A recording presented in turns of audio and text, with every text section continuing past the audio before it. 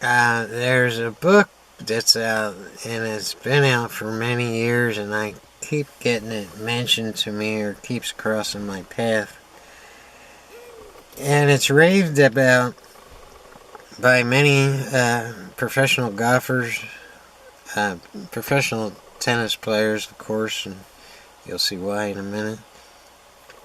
High level bowlers, pro bowlers, and pool players.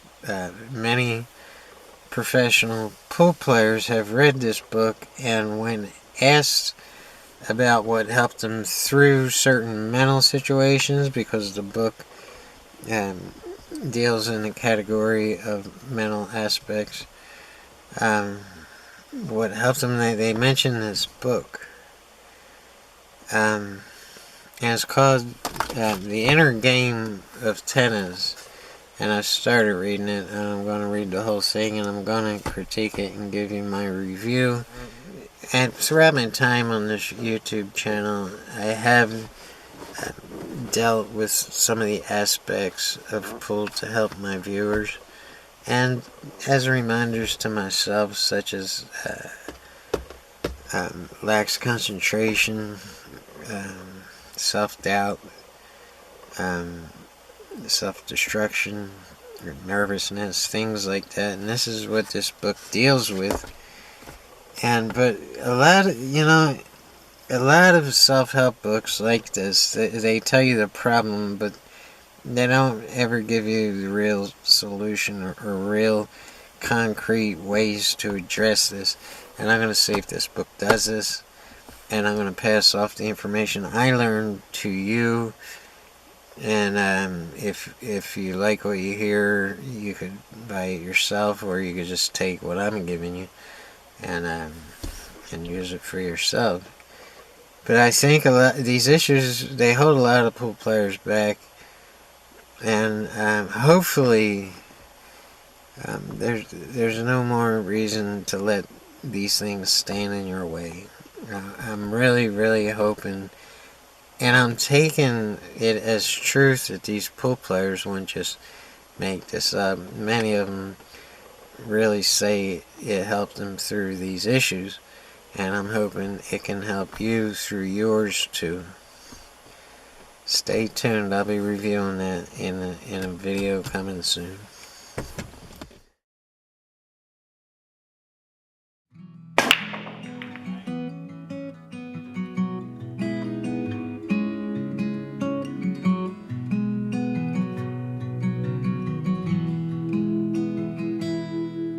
It's dawn when you are darkest. I wait for the light. Oh boy, we got a tough one here. I want to demand a do-over. Everything is tied up. We've got nothing. I quit. And you know what they say, if you don't have a clear runout, 2 in and including the 8 ball, then make one yourself. Now, I'm not really sure anybody says that except me, but I'm saying it now. So let's get to work. And boy, we have a lot of work to do. Alright, I made, what is that, the 12 ball inside hand pocket. That's a straight, but it's not take what you make. So if we want to take the solid, I can do that legally in this location on this night. And I still don't know what rules they are. Are they APA or BCA or whatever? It's not take what you make. The table is still open until I make a ball after the break. But both of these sets of balls, or suits of balls, totally, completely set. I do see an opening shot on the 9 ball down table, and it should get me up behind the 15 to shoot the 15 up table. But you still have all kinds of problems with the other 4 balls. And yeah, I guess if you're pinpoint perfect on the 13, you could... Yeah, well, no. wait a minute, there's a dead stopper in your tracks here, and that's the 14 ball. There is absolutely no pocket for the 14. You're going to have to whack something out, whack the 4 ball out, or whack the 14 itself out, or whack something out. Yeah, you're stuck on the stripes. Let's get away from it. Let's take a look at the solids. Whack 'em all. Yep, just whack all the solids. Whack 'em all. That's actually the name of a carnival game. And you ain't gonna believe this. And some guys know him from my old videos. You know, James, the guy I used to play just to entertain the guy. You know that guy, James? Well, he used to travel with the carnival, and his job was to run that game, Whack 'em all. Where the heads pop up and you whack them down with the hammer. Yeah.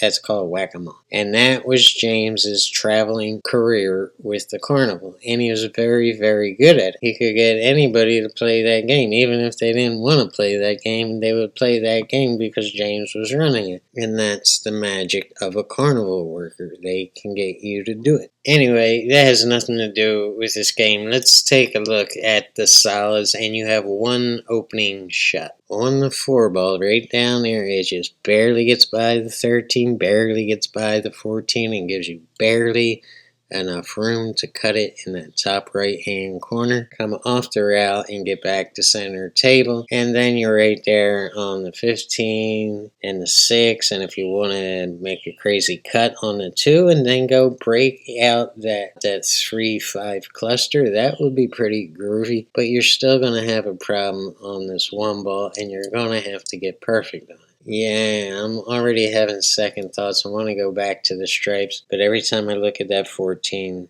I'm scared. I'm sticking to the solids, but that breakout that I was talking about after the 2, which I did shoot, it didn't work out real good. And I'm left with the 5 ball still tied up even worse. And now I still have to contend with the 1 ball. And that's all just the beginning of this nightmare. When it's almost all said and done, I'm left with this. On the 15 ball, the 5 ball still tied up. What on earth should I do? Should I duck? Let's go ahead and duck. I don't know what to do. Do you guys know what to do? Let's figure out what I do. Let's go ahead and watch the video. One more thing. Next time I see James, I'm going to introduce all you new subscribers to James, the Whack-A-Mole Carnival Worker. Just because he's an old friend of mine, he hangs out at the pool room, gives me advice, all that kind of stuff. And I think you'll dig him. He's a character. And there is a lot of new subscribers here. Welcome, all you pool players. Make yourself comfortable. Grab a beer, get some cake, maybe a piece of pie if you're not into cake. But whatever, we're going to go ahead and run this and see what the heck I did. 'Cause it's quiet. Oh, but I can't feel the silence anymore. Don't I deserve feeling like I'm worth someone who gives a damn? I don't know why I'm giving all my time to a boy who won't be a man. I swore up and down that I could, but now I'm not sure that I can. 'Cause a person has a limit of just how much indifference they'll stand. Don't I deserve feeling like I'm worth someone who gives a damn? I don't know why I'm wasting all my time on a boy who won't be a man.